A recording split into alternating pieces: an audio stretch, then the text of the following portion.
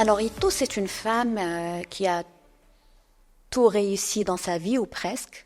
C'est une femme qui avait des rêves, qui avait, pour elle, elle avait des objectifs de vie. Et en suivant ces objectifs, elle a oublié quelques parties d'elle-même. Et c'est une femme qui, en voulant être parfaite sur tous les tableaux, elle a fini par perdre le chemin de ce qu'elle est réellement.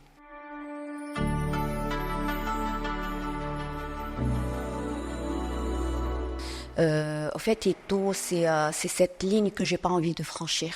C'est cette femme que je pourrais devenir si je faisais pas attention.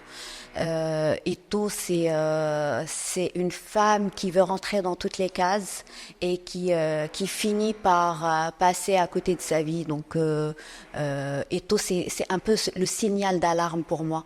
Elle me ressemble sur certains côtés.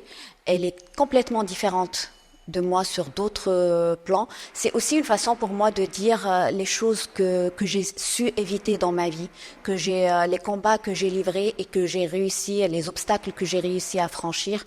Être une femme dans la société qu'on est n'est pas évident. Mais une grande partie de notre problématique, autant que femme dans notre société, c'est qu'on s'oublie très souvent.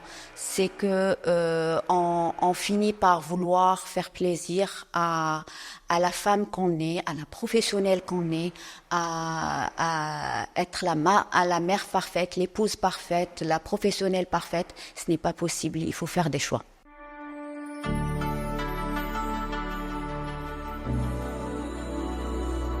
C'est le plus difficile, je pense. Tout abandonner, c'est aussi avouer que couper les attaches déjà. C'est aussi avouer qu'on a fait fausse route. Mais c'est aussi se réveiller un jour et se dire, ce n'est pas moi. Et je pense que, est-ce qu'on est capable réellement de tout abandonner? Je ne pense pas.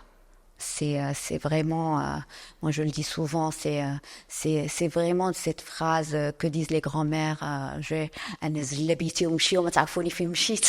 mais pour vous dire à quel point on grandit avec cette culture que la femme surtout est incapable de claquer la porte et de partir.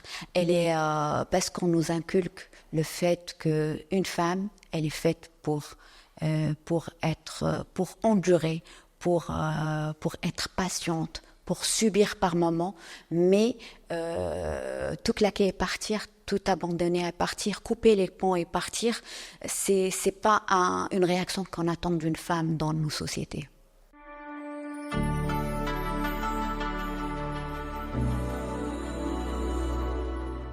Alors, ce qu'il y a dans cette valise jaune, je pense qu'il y a le poids de la vie, il y a la tâche, c'est tout ce qu'elle emporte avec elle. Donc, tous ses souvenirs, tout ce qui la relie à cette vie passée, tout ce qui est important finalement quand on met 30 secondes à préparer un sac ou une valise, on prend l'essentiel. Donc, c'est son lien avec sa vie passée. C'est peut-être qu'elle est vide cette valise, peut-être qu'il y a rien dedans, mais peut-être qu'elle est pleine à craquer. On ne sait pas, on ne s'attarde jamais au contenu de cette valise, mais c'est ce qui la relie à elle-même, à la vie passée. C'est ce qui lui donne aussi d'ailleurs j'en parle à un moment donné dans le livre, c'est ce qui lui donne ce statut de voyageuse.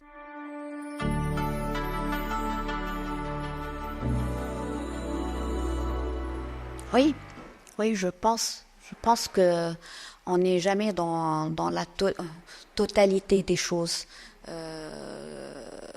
Et justement, c'est ça le souci, c'est que des fois, à trop vouloir faire trop de choses, on vit de façon approximative. Mais des fois, savoir être dans l'approximation, c'est aussi très intéressant, mais il faut s'en rendre compte et se dire, oui, je fais ça, mais je le fais pas jusqu'au bout parce que ça me suffit là, c'est mon objectif. Mais je ne parle pas que du côté professionnel ou le côté, je parle dans la vie. Des fois, il faut savoir être dans le presque.